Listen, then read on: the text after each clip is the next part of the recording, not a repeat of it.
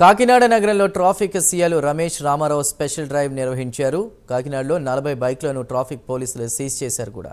సైలెన్సర్లతో తోటి ప్రయాణికులకు ఇబ్బంది కలిగిస్తే చర్యలు తప్పవని అన్నారు.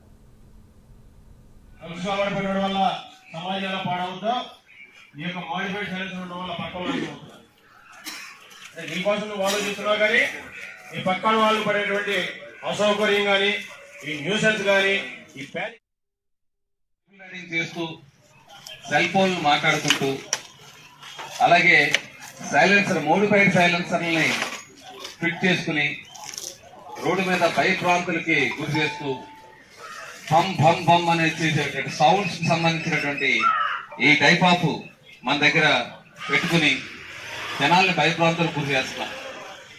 మీకు తెలిసినో తెలీదో, మీ సెల్ ఫోన్ మాట్లాడినప్పుడు మీ మైండ్ కాన్సన్ట్రేషన్ లో ఉండదు, యాక్సిడెంట్స్ అవడానికి కారణాలు ఉంటాయి.